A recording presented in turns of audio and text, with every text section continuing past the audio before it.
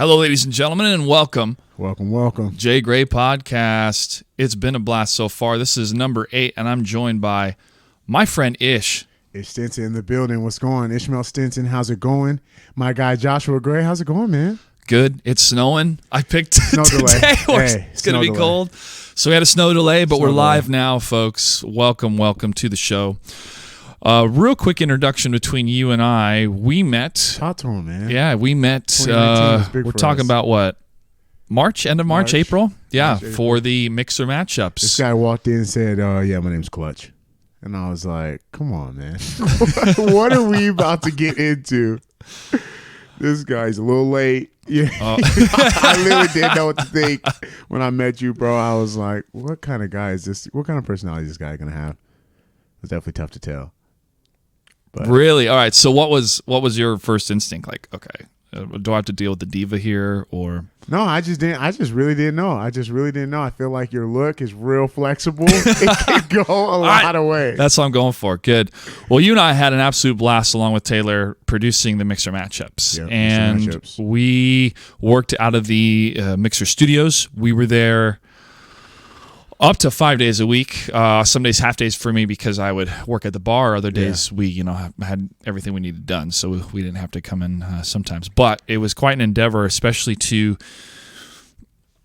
We were bringing a lot together. Bringing a lot together whilst navigating the corporate structure of Microsoft, whilst meeting each other for the first time. And we pulled off something really special, though, man. That show was great. That was huge. I think that show was a huge step for me in production. Definitely. I definitely knew I had the skills, but I feel like we did a lot. We made a lot happen. There was a lot done on the fly. There was a lot, and I definitely didn't have any confidence in my guy right across from me, Joshua Gray. I felt pretty confident the whole time that we were going to make that happen. I know sometimes you get on team things, or especially like you said, we were dealing with a lot of stuff, people come together. We're trying to produce something, probably trying to produce something brand new. Yeah. Brand new, using technology really on the edge of what we have available with streaming and auto recording of scores, working with a variety of different communities. Bro, break down what Mixer Matchups was. Okay. All right. So for a quick understanding, we had 3 weeks where players would play a specific game. The first game was League of Legends. The second game was Halo. The third game was Paladins. All on Xbox or PC. Xbox or PC. And on that system, whenever they would stream and they had their account registered on Smash.gg, they would have their scores logged based on the parameters of how we were logging the points, right? It was like... what did we call it? It was like an arcade, like at-home cabinet, because you're trying to get the highest score. You're just trying to get the highest score. It was digital arcade. Digital arcade. So you're basically playing at home. You're running up your kills. They're recording it. It's like a tournament fashion, and we're like covering it. Yeah. So, for example, if you got like 30 kills in League of Legends in a game, then you basically would get all how your many dreams points? Come true. Yeah, pretty much. Like, y'all didn't see that, but earlier when I was on Call of Duty, I got so many kills, man. I feel like Buddy's always got that. I know I'm not playing well right now, but but before when I was playing, so this was a way to really track that. It was a one-of-a-kind tournament. It really was, and we were able to award $500 for 50 players per week. So the participation was huge across the board. And what was the total we gave out? A part of that program? I don't remember. So $500 times 50 players. Somebody has to do the math. That's 75,000. Yeah, at least. Plus, we paid for the top 10 players based off the all 3 weeks. And a friend to LA, to E3, to enjoy E3, and to play in a tournament live across a 3-day streak. Yeah. And we were able to close the Microsoft Live show each one of those days. Yep. And for E3. Yeah. Brought on guests and had a great time. We were in the Mixer Dome. What was your overall experience like in that finals event? Because we kind of split off and did our own thing when we were working together. Like, what was your whole E3 experience? It was great, man. In terms of like running a live event, it was pretty easy. Honestly, it's probably the most tools I've ever had like during a live event where I got 3 camera crews, I got a camera coordinator, I got stage manager, Like there's a lot of, resources and, it makes it real easy. Usually I'm all those guys. Yeah. And I'm making them happen as I'm thinking about what should happen next. So as a producer, I'm thinking about what should happen next. What's the next shot? How do we line this up? How do we get people to interview and stuff like that? So it was nice to have like a bigger grand team so that we could come together and I could just, boom, you're doing this. Hey, these are the guys that we're looking for. What's called, I could edit on the fly. It was nice. I thought it was great. I thought it was cool that, all day we're just kind of going through E3, checking it out. I mean, I feel like you got a little bit less than I did. I was on the move. I was checking everything out, all the new games. I was talking to people, just kind of trying to make some connections. I definitely will say I'm pretty terrible at networking. Not because I can't like talk to anybody, because I can talk to anybody. Yeah. But I just never end up getting their information or something. Like we never do an exchange. I'm just too caught up in the conversation. Never get the exchange, but it still was it was a great experience. What about you, man? It was a great E3 for me because it was one of the E3, baby, most conducive to having the best performance type of schedule instead of being on the trade show floor and hosting for 8 to 10 hours straight with show up times. This was cake. So this was there was a lot more pressure overall because a lot more responsibility for the overall show, and we were doing something new within the whole had already tenant mixer. been doing it. Like we were doing it for 3 weeks. So it's like, this is it. This is the championship game. It was a lot of storylines coming together. But we had an awesome tournament series. We had great commentators. We had Matt Andrews. We had Bravo join us. And we put on a great show. And it all came down to the final tally. And we had a great reaction when our player won. He almost like super sailed in front of the camera. Perfect. And people were asking when another one's going to happen. So we don't know. But no clue. If Microsoft and Lennox wants to do another one, let's make it happen, man. We're still here. Yeah, we can do it. Summertime. So that's how we created our work friendship. But that grew into, we've had a lot of fun since then. Type of friendship from Mariners games to hangouts. We had a lot of fun during the time we went down to LA, turning up in LA. This guy didn't know, man. Hey, man, you put me anywhere, I'm ready to go. That's right. Especially in front of a library. Woo! Don't take me to the library. Okay. Not with any books. All right, we got another story then. So this was what? We're gonna tell the story. Two days before the show started, we were hanging out in LA. We were jumping on scooters. So in Los Angeles, you don't have a whole lot of hills compared to here to Seattle. So you have all those bikes that you can rent for $1 or whatever through Uber or the other ones. So you have a similar system in LA, but it's scooters, and people are using those left and right when it came to the mixer team. Until I almost biffed it. Well, I did biff it, but you know how they say almost when it really happened? Come on, man. You cost us the show almost. I hit a gravel patch. But I tucked and rolled, and I was fine. But I also did it right in front of like half of the mixer crew, the talent crew. They're like, "What are you doing, man?" I'm like, you gotta be on camera. Yeah. I live life on the edge, dude. Hey, it's the only way to do it, man. Yeah, but I almost hit the edge of that concrete wall with my head. Woo! That was close. You're a big guy. That was a pretty formidable tumble. Hey, man. That's why I have a cat. I try to learn her ways. That's true. Watching her. You but need synergy on that. So we had a great time hanging out with the players. One night we went out to some clubs. We went to this library bar. And there was a group of very attractive ladies that were dancing, and I looked at you, and we had a squad of probably like 5-6 people. Yeah, there's you, Taylor, I think was with us, and a couple of the players, and Terrence definitely with us. One of the guys over at Mixer now, he's doing his own thing. Shout out to him, my guy T. Yeah, but we were looking at the situation and said, "Hey, I'm going to go look at this statue." And that will just put me in the physical presence of being on the dance floor, and then we'll go from there. And it was smooth. Right next to the group of girls. And boom, we started to talk more and more. Like, hey, we're going to this other club. This guy was acting cool, guy. What? He literally wasn't talking. So he's like, I was dancing. I was keeping the dancing vibe going. So this guy's dancing, right? You know what I'm saying? I'm dancing too. We're dancing. There's not, the girls are like kind of dancing, but they're like party dancing, where they're their eyes are glowing. Yeah. Like they're not really focused. It was somebody's birthday. That's what they were celebrating. That's what they were celebrating? I'm pretty sure. I didn't get that far. So we're like dancing. We're kind of in the same vicinity. This tall, strapping gentleman's in the vicinity. They're like, oh man, this guy, he looks important, so they're vibing. I'm real vibey. Obviously, I got the move, so they're vibing. And then I was just like, what's good? And this guy I was like, yeah, I'm with my homie. And I literally like the alley-oop. And this guy's like, nope, pass it back. And I was just like, all right, cool. And, let's do, what are you guys doing? And then, it was pretty cool. They were cool. Yeah, I tried a strategy. Wasn't the best strategy. But it led into some further conversations of, hey, we're going to the next place. Do you want to come with us? Yeah. We were on board. The bar we were at was getting a little bit crowded. We were already killed on the dance floor. Nobody was stepping up to challenge us. So we're like, we need a challenge. Plus, we made some nice friends. Let's go. Yeah. So we were walking behind him, and we were doing introductions, shaking hands. Like, oh, nice to meet you. Nice to meet you. I had my eye on one, the tall one. It's like, okay. Yeah, I think it was her birthday. But I think it was. So we get to the next club. And we're going to this part of the story. I thought we were going to just skip to my man, Indigenous. What's his name? Rick? I want to call him Rick, dude. I want to call him Rick for some reason. I want to call him Rick.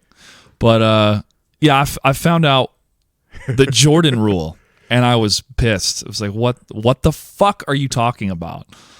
So we go to this club. We're like behind the girls. It's a pretty good big group of girls. There's like 7 or 8 girls. Yeah. There's like 5 or 6 group. of us.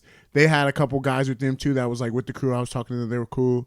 And we're like going to the club. Me and Terrence are in there. We're all pretty dressed up. We all got button-ups on. Nice jackets. Jackets. We're clean-cut crew, man. We look good. Saying? And then we get up to the front and they're like, oh, man, you can't get in with Jordans. Mind you, I had the Space Jams on when they were brand new at the time. Like they had just came out, I think, a month before. They look fly to me. And I think Terrence had some 11s on. Hey, I don't know. Or he might have had some 10s on. And then they were like, yeah, no Jordans in this club. And then Josh was just like, oh, yeah, like he's just playing. Like, he just was like, yeah, like, come on. And they was like, no, we're serious. And Josh, I never ran into that before. I was just so baffled. I just couldn't believe it, man. And then you guys are like, yeah, this is a thing. And happens all the time. I was just like, I was irate, but at the same time, like, let's go. We'll go somewhere else. End up at another rooftop club in LA. Yes, what was we that did. Club called?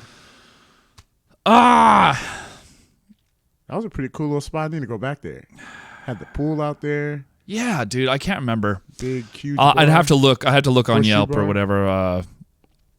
Rooftop bars. Did you review them? It's in your history. I know. I favorited it for sure. Nice. Yeah. No, Perch. It's because Perch is the one that times. comes to mind. Yeah, we went there twice. Times, yeah. Perch is the one that comes to mind when I think of rooftop bars, and then I just forgot the name of that one. I wanted to call it Hotel something or Red Hotel. There was a hotel nearby or something like that. But we're like, all right, we'll just continue on. We went to that spot, and you guys, we were just kind of following my lead. Like, okay, we're going to go to this spot. Because there were different bars that I had been to before living in LA, or I'd heard about that I always wanted to go to. And each of the locations turned out like really cool for the selection that we had. But that rooftop bar had a lot of different sections. Wow. Especially when we met a certain gentleman, middle-aged gentleman. Let's call him Rick. I think his name was Rick. The story.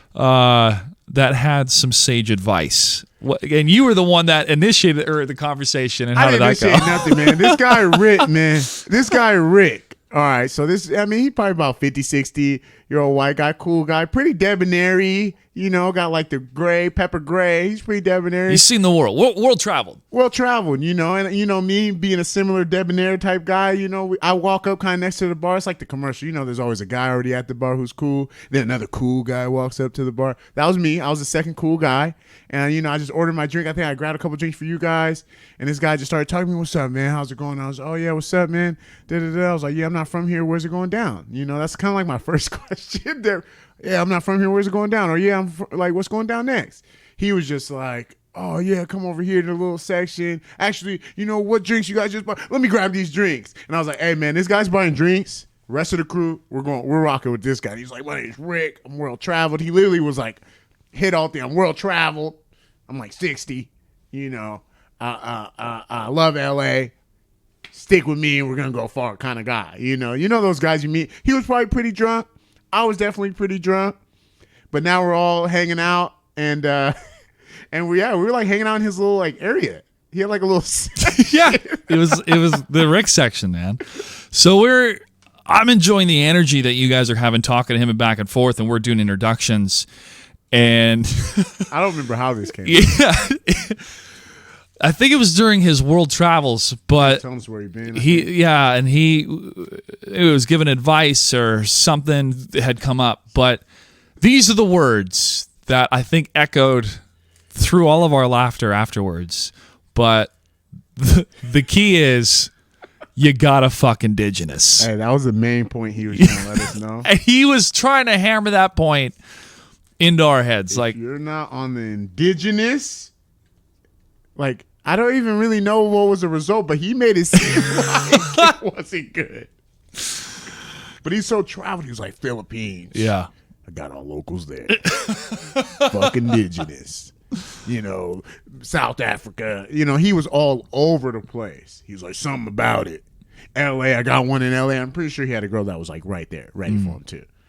Hey man, this guy was just trying to let us know as we grow in our age, we need to make sure we're traveling the world and getting on indigenous women. If we can and when we can. That's Rick's advice. And I hate that happened because that was just so random. It was hilarious. It was one of the craziest bar conversations I've ever had, but to the delight of all. It wasn't, I'd rather take something that kind of crazy. But what even happened too is when we went to the bathroom, we were laughing about stuff, and this guy was just like, "Yo, what's up?" We're like, "Yo, this guy Rick, he's giving out drink, like he's buying people's drinks and he's giving advice." We were like, and that guy went over and he talked to him and he got a drink and he got some advice. Yeah, I got some advice, dude. He was like trying to bring us into the next generation. Like, I only got a couple more years doing this. Yep. You guys follow my lead. Yep. Travel the world and fucking indigenous. What was funny is I hooked up with a girl that week, a woman that I met, and I found out that she was originally from North Korea. And the only thing I could think of after she told me that was fuck indigenous. I'm so done. I'm so done. Oh my god, he's an oracle, man. She was. I had no idea that she was from North Korea. I thought she was from South Korea. Very lovely. Very lovely, yeah. How did she get out of there? Maybe I think it was a young age. Yeah, young age. Like she had been raised in America. Nice. I remember. So that was a crazy week, dude. She's a regular American. She's not indigenous. But I think she spent a lot of time in South Korea. Yeah. That's what I was trying to say. Like she had moved over to South Korea and then had come over because her English was perfect, good, but she'd only been in America for a couple years. Got it. Yeah. Got it. Well, yeah. Well, I mean, that was a crazy week. So that was very formative for our friendship. We've stayed in touch ever since. We went to the Mariners game. Had a lot of fun at that event. So when people we went ask, to a couple Mariners games, didn't we? I feel like we went to a couple. No, we went to the one. Because I thought we went one with the group, and then we went to another one. I think the one with the group was when we peeled off and did it. We were like there for the first one inning. time they didn't come. And it was just us. They were like, "Yeah, we're not gonna come." And there was other time we met up with them, and they sat like super high, and they like stayed in their seats. Okay, I just remember the one. Oh wow. Well, okay. Well, we got to do more. Mariners games. Hey, if you're in the Seattle area, you got to hit a couple Mariners games. I actually used to sell tickets for the Mariners, so it's pretty full circle here. And I had never even been to a game. I was selling tickets though.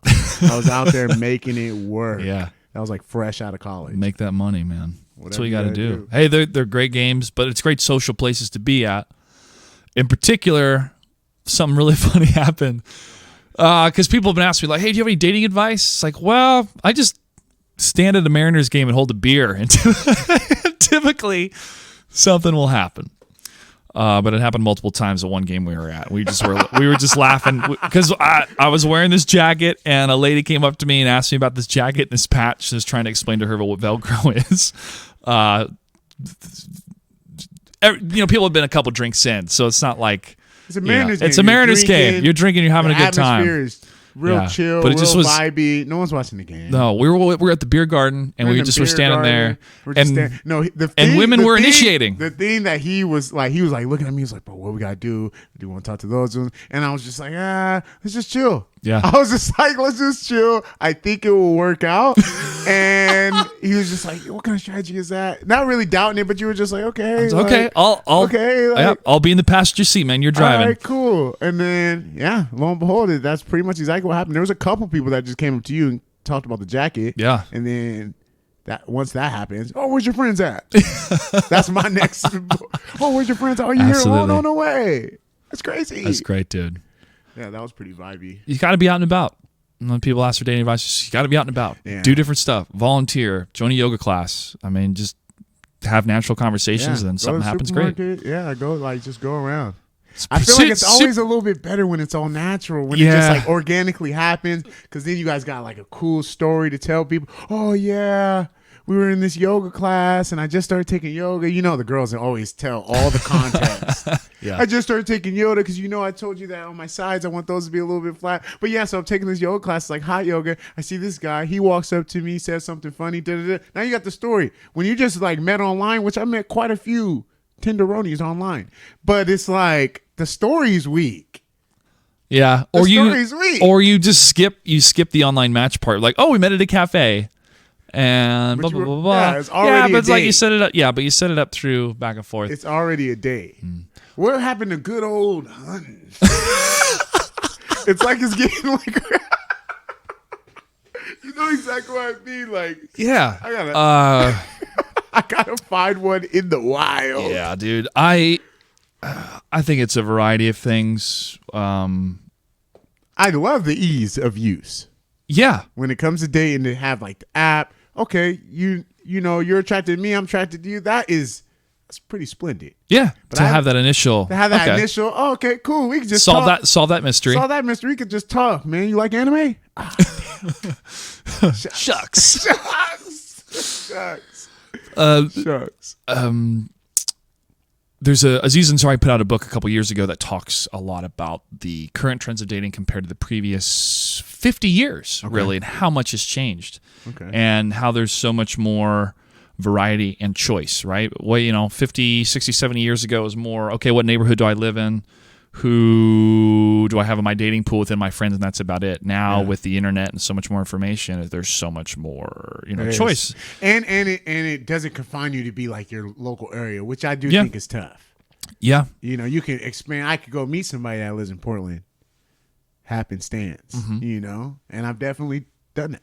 Yeah. 3-hour train ride, you can get there. Yeah. But that type of accessibility has definitely changed the game in the world of dating itself, but also in 1900 there was 1 billion people. In 2020 there's 8 billion people. That's a huge population increase. And how many generations? Really, one and a half. So I maybe feel that maybe nature has a built-in system that's like, okay, there's too many people, so less people are going to want to procreate. They're just going to want to have fun. And at the same time, an app comes out that provides that. That makes so it it's real like, did easy. nature know what was going to happen? So it helps spark technology. It's just like supply and demand. Like, as it pushes, it's just a natural thing. You push through the easier pathways than the harder ones. True. So as there's more people. I definitely think that's a little bit true. I think also too, once you come to like, where like technology is like so integrated, like we're not really worried about living. We're worried about other stuff. And I feel like when you're worried about living, you're like, I need another person to help me. Golly, I've been holding these fields for 30 years. I need 4 other humans. I need 4 that I'll pay with a roof, and food. Hugs. You know what I'm saying? Like, and once you get to a part in not necessarily society, but like in a group where you're like, you guys have everything you need. Now you're just gonna do. All right, we got options. All right, options. Well, maybe I'll chill and that's when supply and demand can win out. Because I feel like if we were all still in survival mode, there's not that natural, like, oh, maybe it just naturally goes. I don't think that would happen because you're just surviving. Like, then we would actually overpopulate the planet. You know what I'm saying? But like, we're not on that, so there's no. Like that, like for somebody to say, like, oh, the planet's like overpopulated, cities are overpopulated. No, we're choosing to be in these like crowded areas. You know what I mean? Like, yeah, it will cost money for us to build a city, maybe, or like build up another city or build another town. But Las Vegas was built in the desert, in the dead center of the desert. So is LA. As soon as you want it, you can make that happen. So it's like there's no overcrowding. It's just about we have options now. It's way easier to be on top of each other. Then 3 hours from one farm to the other farm, I got all the ways to go there. So some people choose that route. I don't know. I just feel like it's like we're getting to that pinnacle. We got to either start working together, or it's gonna fall apart. Well, it's globalized, interconnected because of the amount of people that are here now. But if we're smart enough to be able to, we're studying nature, we're smart enough to understand that nature is changing because of our effect, that if we don't curb those effects, we're the ones that are going to suffer. Unfortunately, the baby boomers have known this and have done almost next to nothing. And so it's going to fall on the shoulders of the Gen Xers and the millennials to try to hurry up and fix this before it's gone way too far. And it's completely systematically changed the current cultural enjoyment we have of nature. I mean, imagine that you can only go outside for 4 hours because eventually the sun is weird and the air is bad. Atmosphere doesn't capture the sun's rays like it used to, so you're going to burn if you're out there for longer. Eli, everybody's masked up when we go outside. Like, that wouldn't be... And there's a couple places maybe that are cool, but who's going to live there? And I understand. It's going to be what it is, like hotels. It's going to be completely untouched by negative sun rays. But that's... $4 million a night. $4 million a night. Or a firstborn son or daughter. One or the other we will take. Jeez Louise. You know, it's all these apocalyptic films that are trying to tell us something. You know? It's like it's going to get to a point where all these artists that have done these stories and allegories for so long have been like, what? We tried to tell you this is what's going to happen. Yeah. But it's getting to a point, my friend, where the older generation is dying off and the youngers are taking over, and we have that sensibility and that understanding. But this is also a natural occurrence where the younger generation rebels from the older one. Yeah, that happens every cycle, every generation. Every generation, every cycle, which was like the third point of why people are having less kids. I come from a family of 4 kids total, and I was the oldest. Got 3. And the struggles my parents went through of raising 4 kids and working 2 jobs. My mom did daycare in the home until all of us were at least in kindergarten. Then she worked at the school we worked at. Like, my family made it work. My dad worked so hard that he busted his back. So I do not want to have that similar experience because I lived that experience, right? And I treasure it because it helped me have this, family that we're still close and we're living our individual lives. When we get together, we have a really good time, and we turned out pretty okay. Yeah. I would rather focus on my career and being selfish now, so that if I eventually want to have a kid, maybe 2 in my 40s, I don't feel like I left out on that or missed out on that. And I'm not being pulled apart between, like, how am I going to pay the bills? I got to go to my kids this. Yep. I don't want to go through that stress. I want to be all there for them. Yeah, I don't want to go through that stress. I'll be all there for them. And hey, I'm definitely with you, and it's definitely a shift. I mean, I definitely I got a new girlfriend, and I know just to even explain to her like why you haven't been married, pretty tough explaining. I mean, she also doesn't speak English, but it was a pretty tough explanation. No estás casada. No sé. No tengo la perfecta mujer. Necesita. I need smart. I need all the factors. Yeah, don't want to settle. Yeah, exactly. And also too, like you're saying, I want to be ready to go. I feel like more I want to be ready to go mind, body, and spirit, where I'm not. You know what I mean? You don't want to have a kid and you're like, oh man, I got like this crazy arthritis or blah blah blah. Like, you want to be ready to go. You know, you want to like, I don't want to bring any of stuff I'm still dealing with, and I'm trying to deal with my own life stuff and still deal with the kid, and also even like have a plan for the kid. Can we have some kind of plan? Because I know my parents did. They had us and they made it work, but did they truly have a plan? Yeah. You know, because there was definitely, like, we moved around a lot. I definitely didn't like that, you know, but looking back on it, probably developed most of my personality and character because I can talk to anybody and like get along with anybody, and you know, and I also feel real comfortable not at my home. Like, oh yeah, we're out here. Okay, we're in another country. Okay, what's up? This is cool. Like, I feel pretty comfortable, but I didn't really like it though. When I was a kid, I was like, this is weak, you know. And my parents were basically like, we just didn't have no plan. We're just trying to make it, level up as we can go. Okay, now we're over here trying to get you guys to the best districts, you know, slid me over to private school. And I was like, man, this is weak. But now I'm like, okay, well, if they could have been a little bit more intentful, did the same thing, but like communicated, hey, this is what we're going to do. We're leveling up. Boom, we're going to be moving here. You know what I mean? I feel like that would have been like, I would have been able to take a little bit more advantage of it because I was kind of rejecting it. Man, I don't like moving. I don't like making new friends. I should have been embracing it. I should have been, you know, trying to learn languages. I should have been doing whatever, you know. And I feel like that's just become They didn't have a vision. They're surviving. I'm trying to be thriving. I'm trying to be, hey, we see that you're good at dance, little kid. Let's move our whole family to near this little dance studio area where you can just be dancing. Because, like, why not? Like, if that's the thing that you're going to be on and you're the kid and, like, all right, we're thriving off of that. We're going to build it up. We're going to, like, be intentful about your goals, my goals, you know. I'm also trying to see if I could figure out how I can make enough money where I could travel with the kid my entire life. Those are two. Ooh. Like, I want to have like a jungle kid. Like, where's he raised? Just out there. I just drop him off when I go do business. The wild. And he always comes back. That's blood. Comes back, yeah. I yell his name and he just runs out. That's exactly what I want. You hit the nail on the head, man. I mean, I've had similar experiences growing up in different states, moving to different states, and it was the pursuit so my parents could make more money and live in a bigger place. Made sense. It made sense within the context of, you know, chasing something better, but there is a cost when you have to uproot the kids. And being younger and watching different TV shows and watching movies about people that move and the kid has to make new friends. And yeah, you even like watching the shows. I was like, this sucks. Yeah. I hated it. Yeah.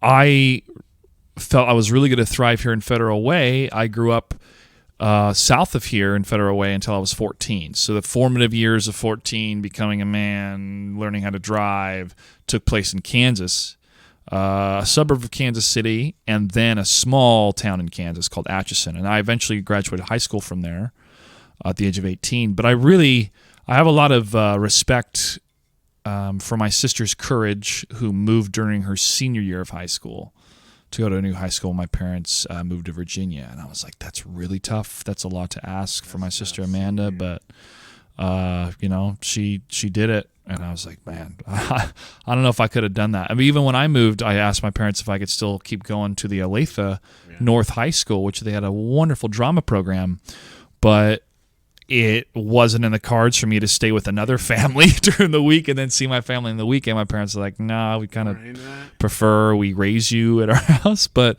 you know, it was a big house and that we had in Atchison, Kansas. It was a block away from Amelia Earhart.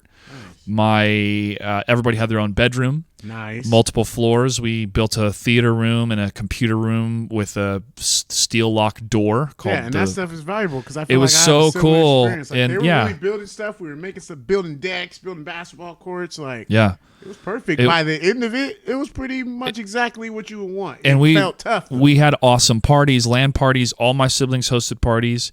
It was just a very difficult years for us.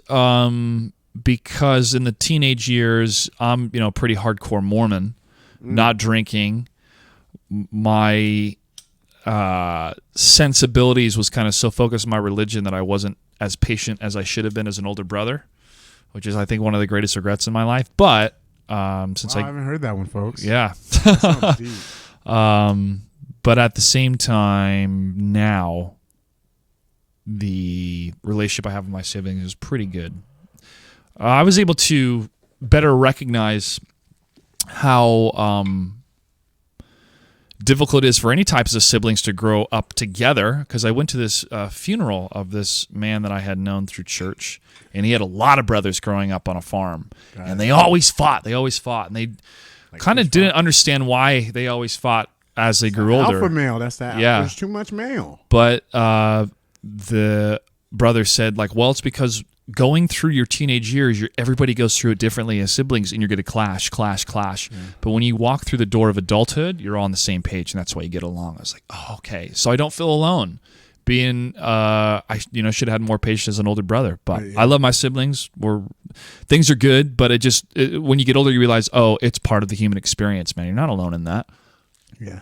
I mean, one thing that I feel like as being like the older brother, just because I've definitely reflected quite a bit on my older brother-ness, and I just feel like when my brother was ready to like be like, I'll do anything for my older brother, I wasn't as like, I was like, you're annoying, you know what I'm saying, like, you're annoying, and then as he got older, then I was like, wait, hold on, you know what I'm saying, like, oh, you'll do anything, okay, let me put you on this, and this, And it worked out, but I feel like a little earlier I could have embraced him a little bit more. Yeah. But we had a 6-year age gap. How much? 6 years between my brother and I. And it was about 18 months in between. So it's myself, two tough. sisters, and a brother. That's exactly what I got. Especially when you're all teenagers and you share one bathroom. Yeah. Exactly. It's tough. It was tough. But because we had that. I was like, yeah, I know. And then my sister. Don't touch my computer. Like, it's a family computer. Exactly. Okay. All right. I'll let him use it. I want to play. Who gets the TV for right now? I don't know. Forget you guys. Yeah. So I don't want to go through that same experience of that type of tension and sharing and stuff. Not saying that it's bad. I don't know. It might be good. You might need that. It may have helped both of us have a lot of empathy. Yeah. You know, having siblings and realizing, okay, there's a better way to treat people. Don't do this. Love them. Yeah. Well, shoot. Enough of the past, man. What's going on in the future? Enough of the past. Hey, but you got to reflect on the past, which helps you learn and not Exactly. repeat the same mistakes about family. But since we went through those experiences, we want something different if we have our own kids. And I think that's very topical and reflective of like, oh, millennials aren't having kids. It's like, oh, yeah, because we're making way less compared to the previous generations. It's not adding up. It's just not adding up. It's not adding up. Yeah. And kudos to those that are out there doing it. They're making huge sacrifices to make that happen. That's right. I'm watching them. I got a niece. They're doing jobs they don't want. The bloodline continues for my family, and I want to make sure that I can be there for her. And I got a cousin who's married, and I don't know when they're going to have kids, but, the bloodline continues. So it's not like nobody's freaking out. I don't got no bloodline continues. Me and my brother and sister, we're almost all on the exact same page. Okay. And we're like a little unit. That's one thing, too, that I have been kind of adopted from other cultures. I spent quite a bit of time living in like a Cambodian household, and that was real eye-opening. More teamwork, more family-oriented, more. Not saying that we weren't family-oriented. We're pretty family-oriented, but not in terms of like our work, our education. We're not putting it together, really. You know what I'm saying? Yeah. But then the Cambodians, they was putting everything together. Then I spent a lot of time in Dominican Republic, same thing. Everybody's just working together. There's a little bit more because you have to. Same in Cambodia, you kind of have to in Cambodia. But they're physically around each other, right? Like all of my family's over in Virginia. Yeah. Your family, you have some local. Yeah. So I mean, we're kind of spread out, but I got my brother and my sister, my mom and my dad, all Tacoma area. We've been Tacoma, stayed Tacoma. But I've lived in some other places now for like extended periods of time. My sister used to live in Las Vegas. My brother used to live in Arizona, and right now we literally are like, all right, we're here. Like, we're going to work together. Like, that's why we're all here, because we could go wherever. But we're going to be here to work together. Let's try to capitalize on some things, to get that synergy going. Like we all stay with my mom, who has a pretty big house, like a 5-bedroom house. So it's like no one's really on top of each other. Got plenty of bathrooms. So it's like, okay, let's stay here, save money, build up something. Because we're actually trying to buy a house coming up in the next year or 2 years. Just kind of depends on how the loans go. When's the smartest time to ask for one? But we're trying to build a house, build up. You know what I'm saying? My sister was trying to go back to school. I went not back to school, but I went and did this certificate programming class with South Seattle College. Shout out South Seattle. Shut up. Get that. If you could invest in yourself, man, you got to. You know what I'm saying? So I'm doing that. My sister was going to get like esthetician. So I was like, okay, let's just slide back in with mom's. Help mom out. She just bought the house. So you definitely, if anybody's helping on rent, that's real helping. So now we all get to like rise for a little bit, or at least not one of us is sinking. And then, because when one of your family, what's the sucky part about if your family member's like not doing well, you got to go save them. They're your family. So you're going to in turn take an L if they're not doing well. So if we were working together for beginning and I gave you a little bit more on my boat, like now you're never dropping down. So I never have to go back and get you. You know what I'm saying? Yeah. And I feel like, I don't know. I don't know, but I feel like for minorities, that's a real thing. Like everybody kind of holds everybody down, but we're also not really working together. We're not like bringing our goals together. You know what I'm saying? Like, why do you think that is? Because I think it's not passed down because we don't got nothing passed down. That's, you know what I'm saying? We're all just, and I would say everybody's now doing it, but I feel like, you know what I'm saying? Minorities specifically, their history is real short. And no one's really even thinking that back because it's not in your school programs. It's not ever present. So I'm only studying the history of like not my group. They were surviving, not thriving. Surviving, not thriving. So they're not passing nothing down. Yeah. They're just passing, hey, get through it, man. Yeah, man, you got to do what you got to do. A lot of you got to do what you got to do. That's not a strategy. You got to do what you got to. It helps get through the hard times. It grinds you through the hard times. But once you're out of the hard times and your head's above the water, all right, how do I like build a boat and sail to land? Isn't that where we're headed? No, we just been trying to stay above float, which is understandable. You know what I'm saying? Yeah. And also, it's tough to capitalize. If you're not working together, then you're not truly capitalizing off of like your parents, what they built. Maybe they were upgrading. Now they got a house. Maybe they leave you the house. Like I know your parents hooked you up with the house. Yeah. I feel like that's not happening as much in. Not at all, man. It felt like I won the lottery, which is why we're here. When I was thinking of what I wanted my next move to be, what I wanted my future to be, and the independence I wanted to cultivate. Well, that's what we need to rap about. We're about to be independente. Absolutely. But the knowledge that I received working in the industry in Hollywood, trying to put it to work, and where I wanted to fit into the overall media landscape with my goals and what stories I wanted to tell and how I could do that in the best way possible when it came to time. There's 3 currencies in this world. Yeah. There's money, relationships, and time. Yeah. So, money, always need it, especially with student loans. Not the student loany. Relationships, have them. Thing said average people my age, 28, have about $180,000 a day. My God. And I was like, and I'm below that, and they were like, you're in the green. I was like, I don't feel in the green, but 180. It's nuts. Sorry, that was when I was doing my taxes. I think TurboTax Intuit program actually has a little breakdown for you. Kind of see where you stack up with everybody. Yeah, with everybody, with their data, which is real interesting. But it also just highlights what you're saying. Yeah, it sucks having this burden, especially having a good paying job in LA to survive on my own in a studio apartment. Yeah, in Burbank with no AC. I was able to do it while having student loans, and paying off other things, but surviving, not thriving, but surviving good enough that I was able to travel and do cool things on the side. So it felt like I had a lower middle class life. You have to do that in order to find the pathway to thrive. And you have to try some stuff. You gotta let me travel here, let me live over here, let me go. Now you're finding the pathway. So that's part of the thriving, I think. And I think internally, you are coming right out of it. Yep. Independent, like you're talking about. Yep. Okay, you got the home. That's an investment from your parents. Okay, how do you turn that investment? Let me get my own studio, man. I know how to do the stuff. I've been doing the stuff. I felt shackled in some situations. That's definitely, how I felt in some situations, felt shackled in some situations. And now let me just make it in mind so I could take control. If I still get those opportunities, we're doing it. But I'm taking control and planting a seed. This is a seed we hope to grow. Because I'm right behind you. I'm trying to have the whole studio. Yeah. And did you you have to ask yourself, do you want to plant those seeds in your early 30s? Or do you want to keep riding the corporate life and keep rolling that dice? It's a dice game. Every time they go through their layoffs. Yeah. Or even the whole company could just go up.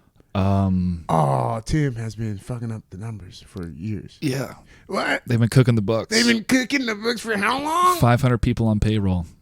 Bankrupt. We got to go bankrupt. Wait, Gone. sorry. Yeah, they do. That happens Pensions. all the time. Gone. To huge companies, small. And the funny thing, the companies open right back up next year. Wells Fargo get in trouble. Same ultimate person at the top with the investor money, but different shell companies through different islands. Did you ever see the film The Laundromat on Netflix? No. It stars Cheryl Streep along with James Cromwell. Okay. What year is it set? Gary Oldman, Antonio Banderas. Anyway. Not Antonio. Antonio. It is all these great actors, and it's about the Panama Papers. Oh, damn. And the entire shell company bullshit that all that is. And how so many people are getting away with it, man. I think they're doing it right now. I mean, corporate crime is like the only thing that's up. They told us that cheaters never prosper. But they're prospering like winning. Motherfuckers right they're now. Winning. They're winning. Scamming. So they're scamming. I can't even pronounce it, but the emoluments clause. Yeah. I'm sorry, folks. It's like emolument. I'm getting made fun of this online. It's fine. That's a toughie. I'm gonna have to say this in the mirror so many times. But the definition is being given a gift or paid money because of your political power. Right. Yeah. Emoluments clause. And how the president has not been prosecuted for that, which that law has been broken so many times. But the reason why is because so many other politicians benefit from similar scenarios. Everybody's cooking. So if you bring him down, now they're looking at my book. The whole system goes down. Well, why are you looking over here? Why are you looking over here? So there's just I mean, I feel like that's kind of what's going on with the impeachment right now. They're just like, if we get him down, I mean, then they're going to always take us down. You know what I'm saying? That's kind of like some people's thinking. Well, did you see the video of Alan Dershowitz? Yeah. Of him saying that because every politician is acting, thinking they're working in... Yeah, like I should be reelected. I'm the best interest of the public interest. Yeah. And I love Stephen Colbert's response. He's like, no, it's based off the public interest that the public has to vote for. That's what it is. That's what the whole point. And this is the state of cheating and corruption that we're at, dude. Holy shit. Hey, the cheaters is at the tippity top. They're at the tippity top. They're at the tippity top. But I feel like that's when we need to just go underground. Seeds. We need to turn into seeds. Underground radical. Go underground. We got to create the system. They got so many systems. We got to create. So if you got this studio, create a system where people are coming through, and this becomes a gaming hub. And like you say, you might have a party out there, PAX coming up. You know what I'm saying? Now people are coming through. That's exactly what I'm trying to. I'm trying to have a community event space / studio where you might be recording your podcast one day, then you're having your album released the next day, and then you're recording the album the next day, all in the same space. But people are coming through. We're all benefiting. Absolutely. You're working with the people that, he comes in on Tuesday, so hey, let's work together on Wednesday. You know what I mean? That's the goal. That's the goal. And I live so close to the airport. When you fly in from Atlanta to record a track with a special guest here out of Seattle, and all you got to do is I'll grab a limo for a mile, come here, record, plays up before, after, whatever. Bro, it's Washington. And I'm going to plant this year some plants. Come through the garden? Come through with the garden and be like, yo, this is homemade. What would you like? That's what I'm saying. Great gardens. And then the thing about that is it's eventually just going to turn into something. You know what I'm saying? And but it's self-sustaining. The number one thing was I need to get to self-sustaining as fast as I can. I have to eliminate my burn, as I call it, as fast as I can. Exactly. And that's where I started to understand that is how you build wealth, is just to eliminate your burn as fast as you can. Another one to add on to that, kind of add/assist, is a phrase that I got from a book that I've been reading called by Philip Shock Williams. I think his last name is Williams. It's called Diginomics. But he said you got to create a walk-away wealth system.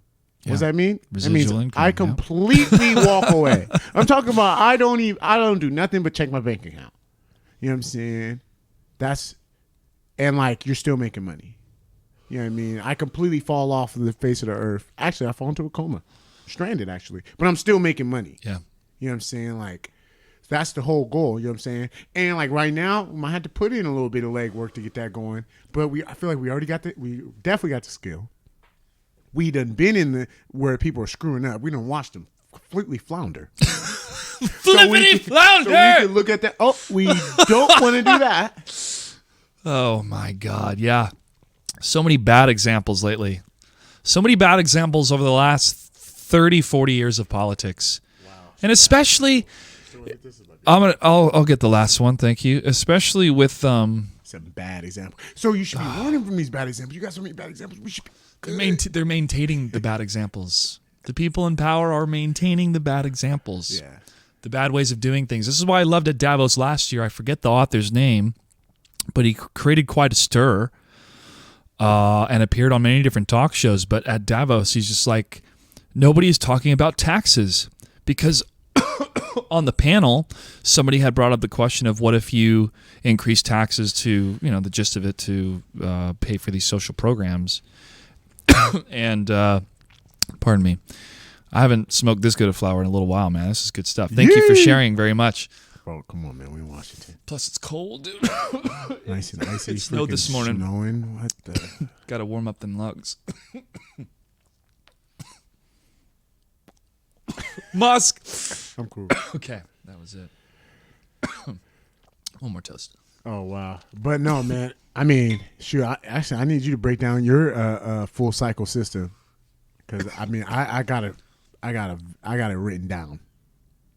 What the sustainability looks like, and I'm hoping it turns into a spiral. Where I got a circle right now, but as people add in, they create more little chains of money. And I think I'm about to start a website here for the studio.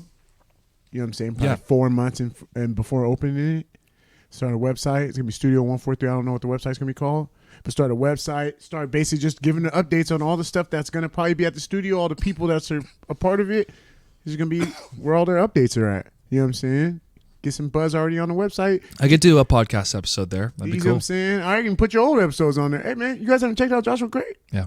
What? He's one of the guys that's gonna be rocking with us. Be as a special location on the scene. Whole bunch of content. It's all gonna be local content. We already know. And then boom. That's what I was thinking. I was like, yeah, why not just make it? The technology is there to make it thrive at a cost that's affordable to amateur and entrepreneur artists. Gotta use the internet. Yeah, and there's so many. There's so many good ones. And gotta use each other. Gotta work together. Think about how much equipment you got versus how much I got. What? Yeah, absolutely. This is key into the overall, I think, narrative we were going with independence, right? Independence. So, as people who have heard other episodes of the podcast, and we're going to really build some momentum here, because I think this is something that everybody is seeing, especially after the amount of money that YouTube is making on ads. They're making. And also the argument. And we can start a whole nother, remember before YouTube? You know what I'm saying? Like, I remember. Yeah. You know what I mean? We could start a whole nother YouTube. Do you remember Google Video? Yeah. But the top videos was Zeitgeist. Yeah. And other ones. And then Google Video's like, okay, we are going to stop Google Video and just have YouTube. Yeah.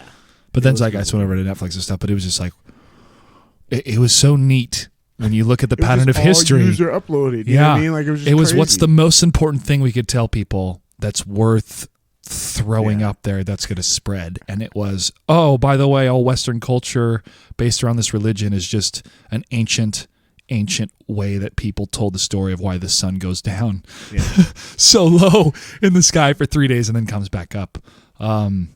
That's a whole other tangent. That's a whole tangent. Yeah, that's a lot. This current narrative of being independent, sustainable. So many good people, so many good experiences in LA that I've talked about before, but especially climbing the ladder in a way that I was proud of the body of work, even if I wasn't as excited to work on that game. Mm-hmm. Like World of Tanks, really awesome community, especially the North American community. The staff have some phenomenal stories. Got to travel the world, Poland, Germany, but not my favorite game. I couldn't see myself sitting down and commentating that game for that amount of time for that long, even if the money was sustainable, right? So it was learning what I didn't want to do and what I prefer doing. And the fighting game world, that's what I prefer to watch. That's what I prefer to produce. Love producing for other games when it's appropriate, when it makes sense. If it's part of mixer matchups, hey, let's make this the best it can be. I love playing Paladins. I watch Paladins. It's a fun arena game. So to just be genuine about the passion, because there is a point where I'm like, how many projects do I have to do just for the money? And what am I sacrificing with my time, that currency, that time currency? Yeah.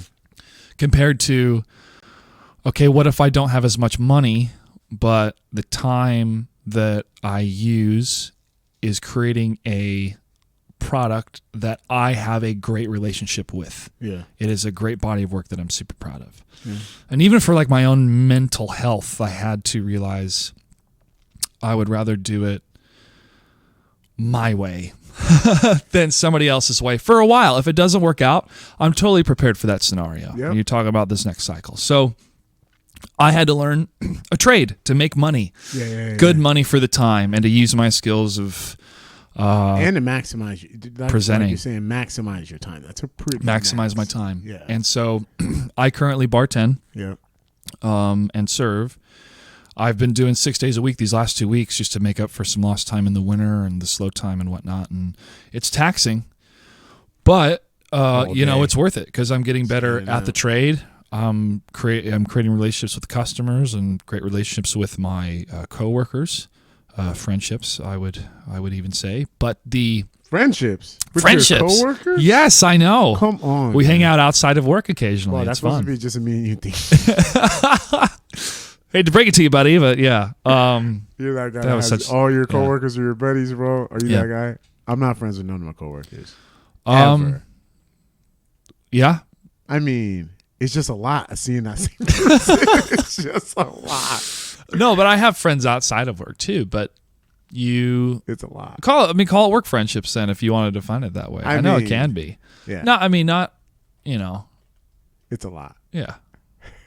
All right. Friendship is a more loaded term that's deeper. I see where you're going. Okay. It's like I can see the how you define friendship and how I was using it. It's like, I'm probably using it a little bit looser than how you would define it. Loosey-goosey with the friendship. There we go. There we go. Okay. The current state of Hollywood too. South Park really hit the nail on the head with censorship in China. Yeah. In one of its latest episode, one of its latest season. So good. Where Chinese censor is walking behind Stan and he's editing out and crossing out things that Stan's trying to write down about a story. And then at the end of the little bit, Stan says, "Now I know how Hollywood feels." And I'm like, oh, shoot. So this kind of catering to a larger audience at the sacrifice of the quality of the story. You can't sacrifice the story. It really broke my heart. Really broke my heart, especially The Last Jedi. I was like, no. Didn't make any sense. So I was kind of like, okay, I need a break from this town because I'm either not gelling with what my favorite franchise has just become. I have a great relationship with Warner Brothers that I love those people. They're awesome. They make great stuff. But unfortunately, Batman v Superman and Justice League didn't work out that well. Justice League was kind of weak. Batman v Superman was fire, and they should have kept it real dark. They should have kept everything so dark. I liked the longer cut because some of the longer cut kind of plot made it more sense. Yeah. It made a lot more sense. It just puts the confrontation. But it was tough. Like you could just feel that it was so many different people pulling things apart, or I think it was just it shouldn't have been named Batman vs Superman. Just like Captain America, Civil War was Iron Man vs Captain America, which was exactly the movie, but they didn't name it Iron Man vs Captain America. You know what I mean? Like when it gets that Batman versus Superman. So now we're just sitting on the countdown. That's taken away from the story in a little bit to me, I think. Because you kind of know what's going to happen. Because you kind of know what's going to happen. It's just Batman versus Superman. Like, wait, what? What if they fought at the beginning? Like if they had flipped it where that'd have been tight. You only saw they're working together. Yeah, like the trailer only showed you the first 20 minutes of the film. That'd have been tight. I think as it was with the extended cut, you know what I'm saying? Maybe also a little bit more deep cuts on like throwing forward to Justice League. But I'm with you, man. Star Wars, Justice League. You know what I'm saying? What's going on, man? Yeah. It's committees. Yeah. It's committees. They're not into the content. They're not into the content. They're so torn amongst which direction they want to go, or they're trying to use the modern day political agendas, good or ill, ones that I fight for, and others that I'm like I like to argue against, but I'll hear you out, and others that I like, no, I'm not for that at all. Without going into any specifics, everybody feels like they can make money. They can make guaranteed money if they tap into the political heartstrings of its audience, and doing it in a way that's so either on the nose or lacks depth or just is a rehash of the same story. Yeah. that is not presenting something new that brings optimism. Rich Evans, and shout out to Red Letter Media, especially I'm quoting him during the review of Picard, new Star Trek show. Yeah. I watched episode 1 and 2 the other day. But I was like kind of falling asleep on 1, but 2 I was real like, whoa. Whoa. But this is the Alex Kurtzman Bad Robot Star Trek. It's pretty negative. Yes, that's exactly. It's also old people. I was actually thinking about that too. Like, you kind of expect old people to be negative. Well, it's why have they drained all optimism out of it? Especially Star Trek as a Discovery concept initially is about discovering new worlds, and they did it with new people. Yeah, they almost got in a battle every time, but they always found peace. Literally. So what Rich Evans talks about in this review, and I recommend people subscribe to their channel because they're great. I think they're some of the greatest satirists and movie commentators in the business. And the presentation he gives during this review, he's just like, I'm sad because Star Trek was optimistic. It was an optimistic humanity that had made it. They had gotten past racism and now classism. They're literally going to space, and they're not even judging those people. They're like, "Oh, you guys are weird.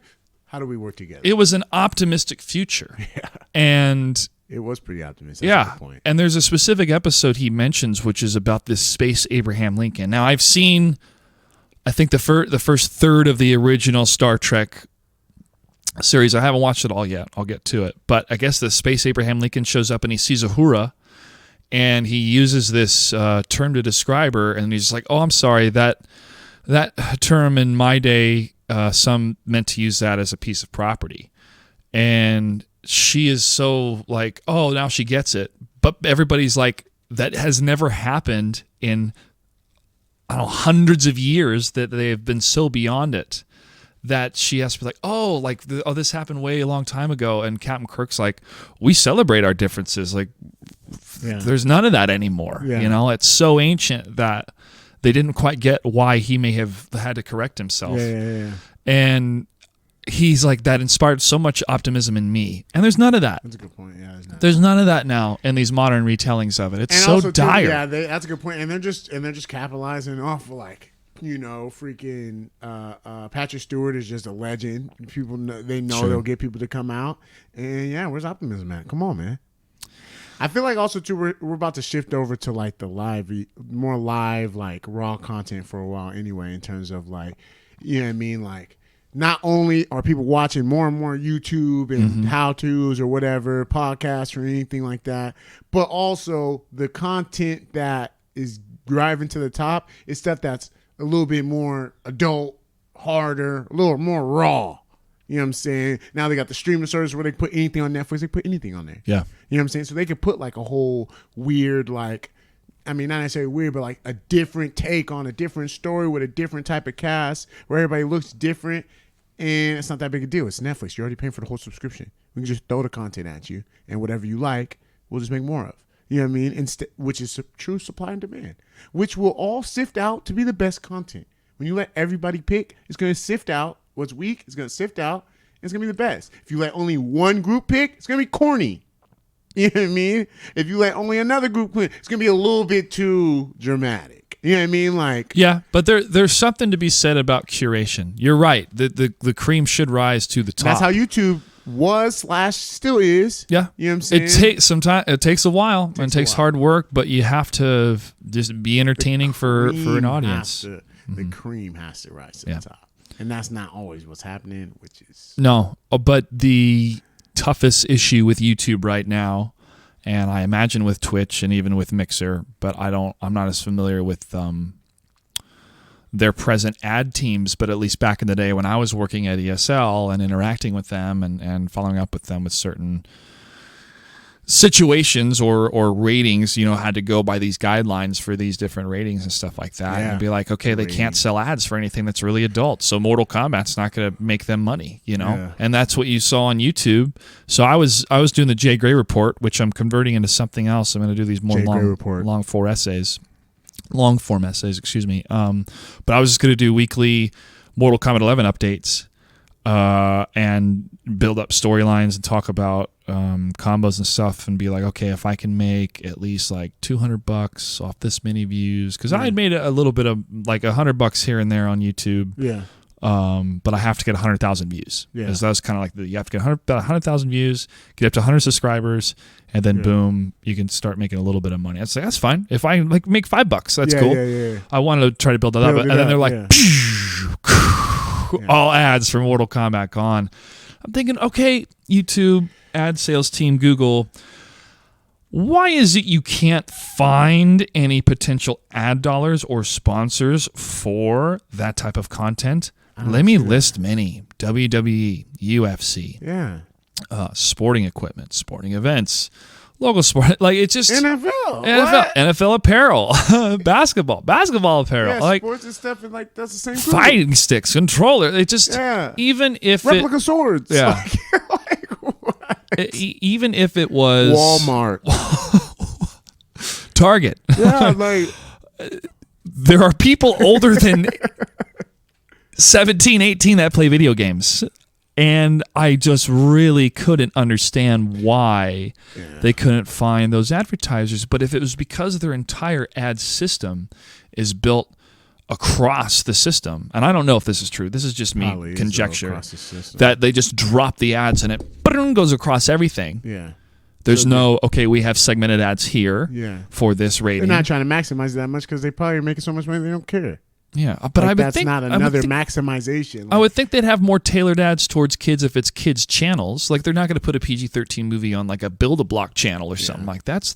I'm sure they have that system. It just feels really. It just feels. I think those are probably. What two are we separate doing? It's such a fucking lost opportunity. Yeah. You had this gold mine. The last trailer dropped with the original song remixed.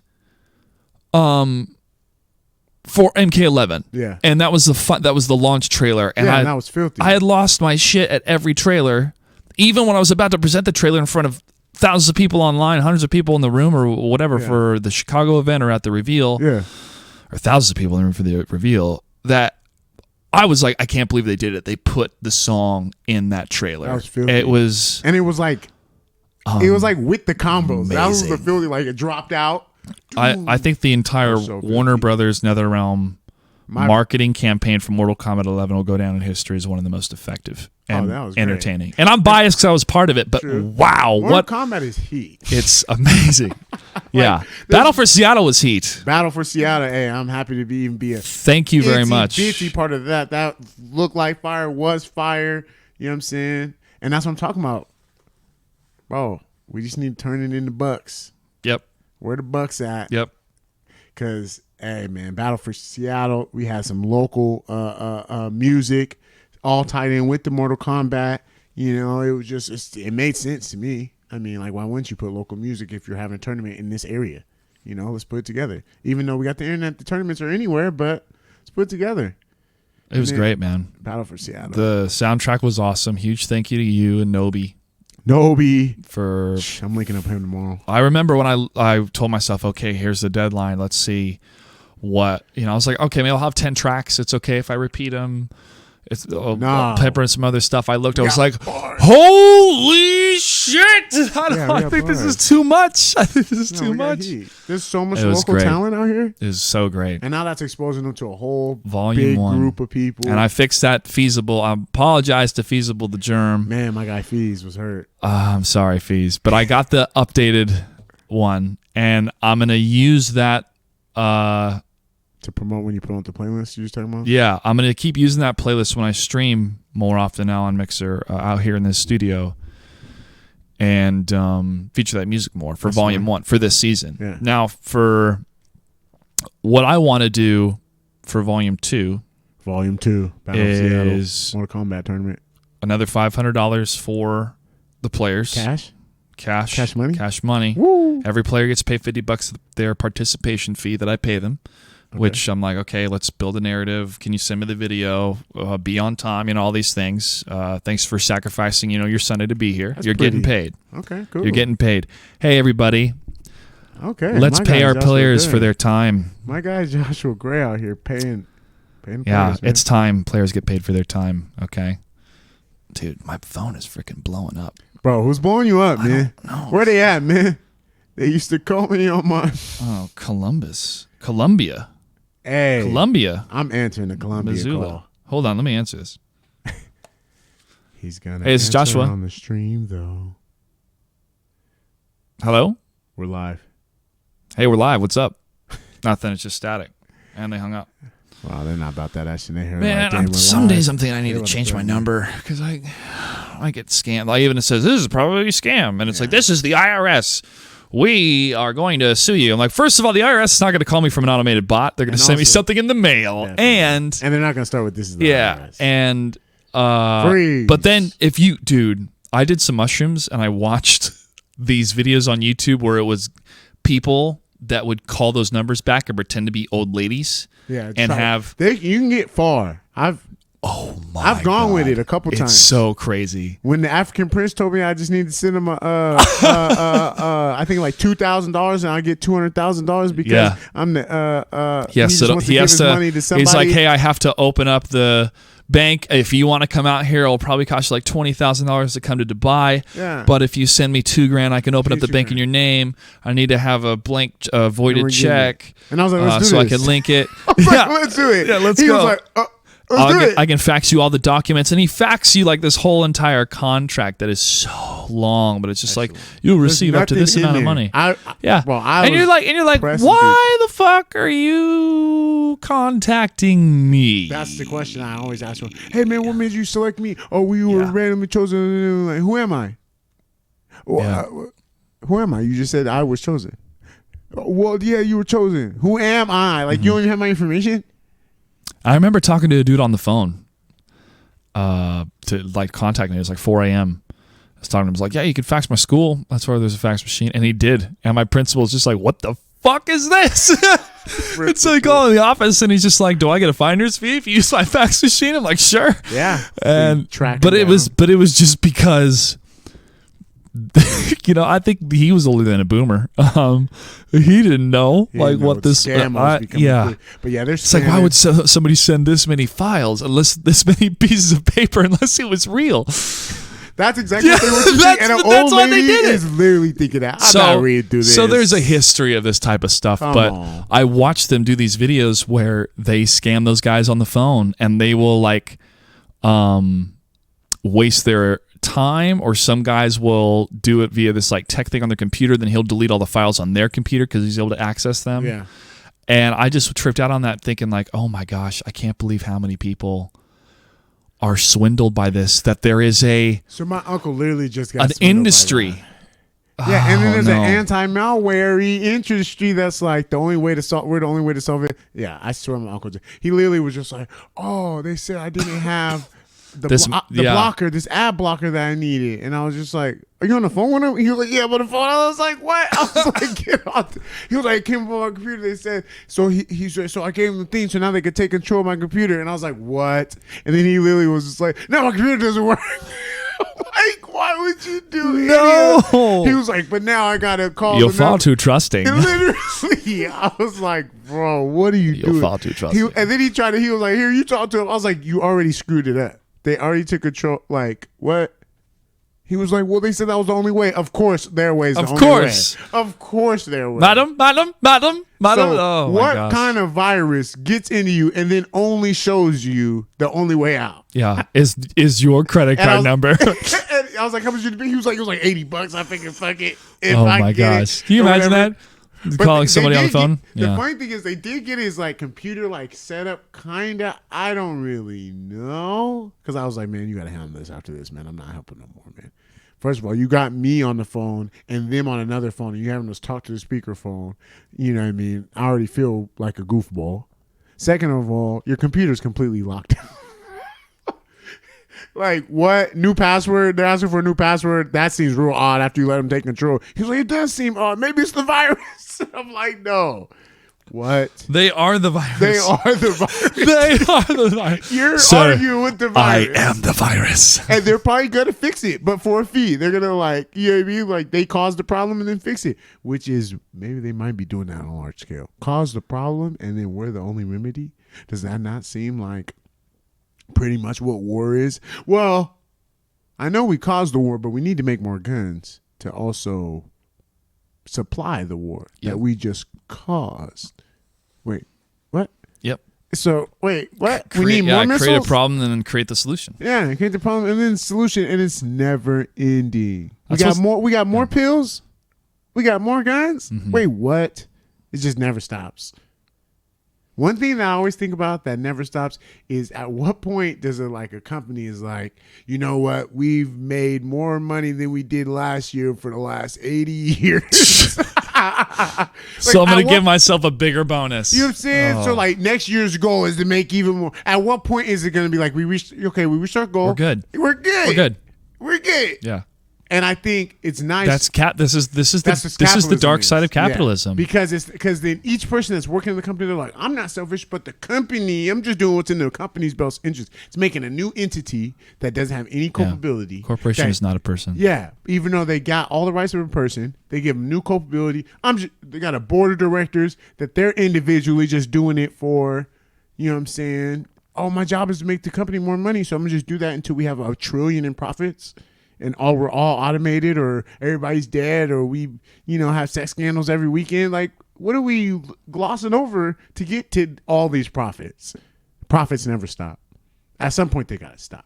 There was definitely a business plan, and there was a top. There wasn't like, we can make, they do be doing that, though. They, put the graph off of the edge of the graph.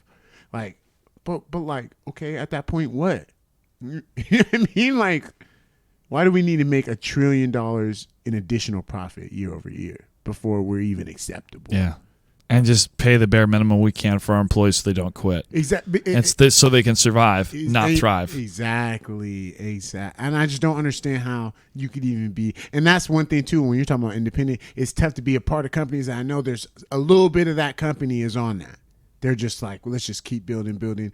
Let's just cut here so we can build here so we can make more here. Let's cut here. Boom, boom. And you're cutting and building, cutting and repairing so much. How much of the original are you really? How much of the original, you know what I'm saying, content or, you know what I mean? Or even if you talk about the person that made computers, how much are our computers now even a little bit of what he thought or was trying to make then? Have we gone in a whole nother direction? Or even cell phones or something have we gone in the opposite direction? Or, you know what I mean?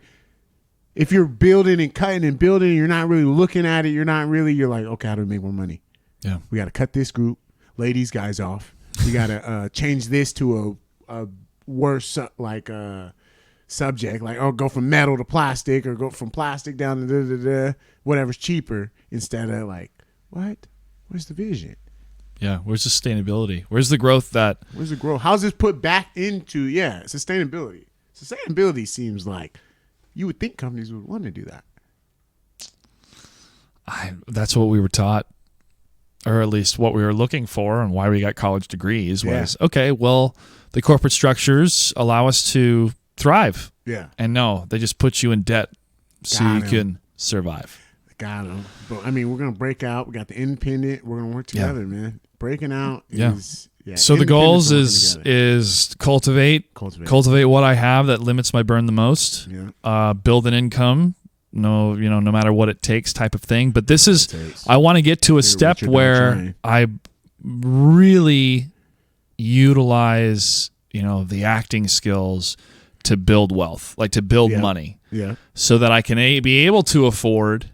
And I mean the storytelling skills, writing, all that stuff, on top of, with bartending. Bartending is always going to be there, the base that brings in the money, the serving, but then build from there. And once I'm able to create a part-time job in that world, whatever type of income that is, that helps pay off the debt faster, great. Once the debt is gone, then it's how do I expand that business? And so that takes over my major income. That just takes it over. Boom, there it is. Or if I don't want it to be my major income and I want to keep it part-time, and let's say I want to take a break from bartending, or if I want to take a break from acting or take a break from all sorts of whatever my activity is, Walk away. How I can walk away. Walk away. I've built it into a way where I can walk away. And that also is how interest should work. Yeah. Where I ultimately want to have this financial goal under my belt as soon as possible. Yeah. And that is $25,000 in a high yield mutual fund. Okay. That just sits there. Okay. And after a year, it would build up to $200 every month. That would just come in after the year. Yeah. And then I go, okay, cool. That would help take the edge off. I'd be like, okay, on a good diet, at least half my groceries are paid for. Yeah. That's something. Yeah. Now, if I can continue to build that, impact, and that becomes more, yeah, it takes care of more of what my daily routine is currently in my early 30s. Exactly. Now, if I'm able to do it enough that I can enjoy $100,000 a year after taxes and everything, let's say $60,000 to spend. $60,000 to spend a year. You feel me? We can make that work. I need to have $2.5 million in the bank for that to happen, because 4% interest off $2.5 million is $100,000 that comes in, minus whatever taxes and whatnot. That's about $60,000 to play with. If this house, no mortgage, just got to pay the property taxes, pay for the utilities, whatever type of burn I have with my food or travel, and the rest I have free money to spend or invest. Yeah. That's the rest of my life, dude. Yeah. So I have to think, okay, what do I want to do in my life that gets me to that $2.5 million? Yeah. And that's where my passions are. And I only have so much time to do it. And do I want to slave away and do things I'm not passionate about to get there? Possible, but I'm not going to have that time again. Yeah. I'd rather enjoy that time. I need to break down that macro breakdown, but I'm right with you. I know exactly how much my output is right now, and I know and projected the studio that I'm coming up with, even if we build at a slow rate. If we build at a slower rate, the thing is just we can just stay booked. That would put me at bringing in about $50,000 a year. And the last 3 years, I've sustained off of less than 28. Wow. 28, because I really don't need too much. And I've done a lot. Yeah. I've gone everywhere, but I'm not going shopping. I'm not really going out to restaurants that often. You know what I mean? And all that money that would go there, about half of that goes directly to traveling. So it's getting reused. You know what I mean? And I'm just so busy that it's just like, oh, somehow I either get some free shit or some, you know what I mean? Like, I'm just able to make my way into something, and it's cool. And then also, too, last year I spent 4 months in the DR where my cost of living was absolute dirt. Even still paying bills back here, my cost of living was nothing. Yeah. You've eliminated so much burn, man. Yeah, exactly. So I just eliminated, and I know how low I can go. Like, I can go to another country and live off of pretty much $500 a month. But, you know what I'm saying, if I can make this studio give me about $50,000 a year, then anything else is plus. Yeah. You know what I mean? Everything is plus. And if everything's on plus, that means, that's crazy. That's you know what I mean? And I'm already active in the studio. That's not even counting me being like, oh, man, I'll host a couple of events and make side money right there. We have events at my place. I can host it for you. I can make flyers for you guys. You guys can pay me for that. That's on top of what just regular people just booking and using the space. You know what I mean? And that would just be, boom. Now I can walk away from that. Or I have my brother running for 6 months. All he does is just make sure people don't he's security pretty much. And isn't it so much easier to focus on that along with whatever endeavors you have now to make money rather than doing that and trying to raise a family at the same time? Yeah, that's tough. And then you got to have the mental rest to be able to think about, okay, what do I really want to do in my future? I got to come to what's called, if, little Timmy or little Joshua is just, you know what I mean? Not that he's naggy. He's a great kid. He's trying to learn. He's looking at me. But he is going to need, like all kids, food. He's going to need attention. Water. Golly, some sort of formula. Yeah, he's going to need to be held. But, yeah. I know. And my dad had me as his first child at 33. I feel like I could see myself sliding in on that scale, or I could see myself adopting a bunch of kids that are already potty trained. But they don't have a home. Come on with your boy. This would be great. You have to put down newspaper.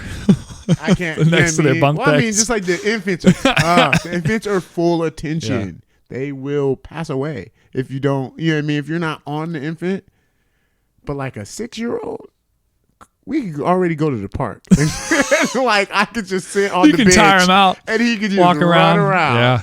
Like that sounds like, okay, I can work from here. We can work on this, Tibby. I can see what your talents are. Oh my God. And we can build on this. My guy. We got Taylor. What up, man? In the chat, what's happening? Thanks for stopping by, dude. Dr. Craigor. Yo. Wow. Yeah. Nice. Good memories. Are you still in town? Are you going to be in town this summer, this spring? We're in SeaTac. Okay. Good to know. Needs to be linked. I got to send an email to my guy, Lennox. Bro, send that email. I got to send an email. Hey, what's up? Send an email out. I know Lennox is. He's probably dealing with all kinds of stuff. Put me in my dude. Okay. Nice. Craigor's trying to get on. Hey, man. This is J.Gray Podcast where we talk about whatever going on. That's right. Everything. Some lanes. Almost made it to the metaphysical. I feel like we were going there at one point. Or no, we were talking earlier about the Egyptians. For sure. Oh, the Egyptians. Yeah. The immediate future right now, before we talk about the long gone past, but yet still with us, the Egyptians. Yeah. That segue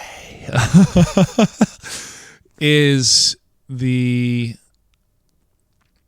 immediate future for Battle for Seattle Volume 2 is I want to do it in the spring. I want to have $500 for the players. Coming up, bro. It's almost March 20th. Isn't that the spring equinox? Spring equinox, yeah. Right around the corner. Or March 19th, maybe. So maybe I'm thinking maybe April, but I have to have the money. I have to be able to fund the prize money for it. Yeah. And I also want to pay the artists. Like you said. So I'd like to have another $500 to spread evenly amongst the artists for the thanks for letting me use your tunes. That'd be huge. And I would like, if there's any artists that I don't have for Volume 1 that make it to Volume 2, I'll back pay them for Volume 1. So I like to use a lot of the same artists and the same tracks, just mix them up differently. Any old ones I like shuffle out, you'll still get paid. Any new ones that come in, you'll get paid. Yeah. If I can afford to pay both Volume 1 and Volume 2, that'd be great. For the artistry, but either way, I wanted to pay the artists as well. This is a huge favor. Thank you, from them. Hey, that's how we launch it, man. It's only collaboration, man. Collaboration over competition, man. We're working together for sure. So that's the goal right now. That's right now. Yeah. I mean, bouncing off of that, going in the spring, man. I'm trying to kind of capitalize on what we just did right there.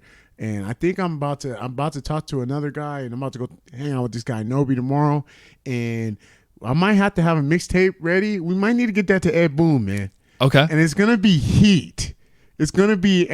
Oh, man, bro. Because, I mean, my idea really is just like, okay, I already know all these people in music.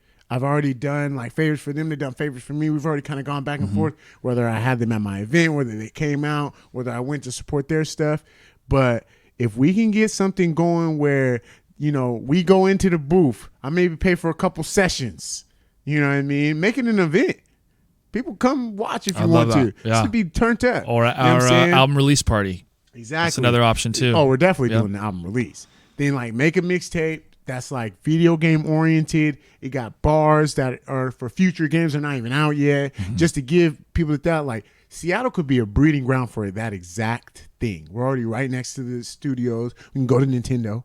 We can go to Xbox and record some real stuff in their studios to put in the game and make it authentic, make it, they're waiting for that new thing to hit. What if the new thing was that, hey, does this have one of them Seattle mixtapes on it? Or, you know what I mean? Does this new game have the mixtape? Because if it doesn't, I mean, you just got regular old Hans Zimmer music, you know what I'm saying, with no bars in it. Because, you know what I mean? That's what Smite has done. Smite has put in artist music that you can purchase. That you can purchase, exactly. And put in a music pack. Put in the music pack. $5. Put in the do it just like how 21 had the song for Mortal Kombat. The premiere of the song is on through the game. And you know what I mean? Bring it all together. $7, $8, whatever makes sense. Grand Theft Auto had, they had 2 Chainz unreleased music. They had Lil Wayne new stuff. We were like, whoa, that was tight. That was tight. That adds to the immersion. And Absolutely. I feel like you can give them value in immersion, authenticity, the packs. We can all just make more money. All that stuff. And I think, why not try? Why not get a mixtape, see what it sounds like? I'll be in there instead of saying Legend of Zelda or Legend of Helga, say Legend of Zelda. You know what I mean? I got to switch that bar up right there. You know what I'm saying? Now go back in the booth and hit that. You know what I'm saying? Yeah. That would be heat. I just think about a game like The Witcher and a rapper like Eminem or something, like spitting, but like to the like Witcher song, but like with that much skill. Like we can really curate that, and people are going to be so into that. You know what? The Eminem track Venom. Yeah, it's heat. It's good. It's good. I mean, don't tell me that people weren't humming that.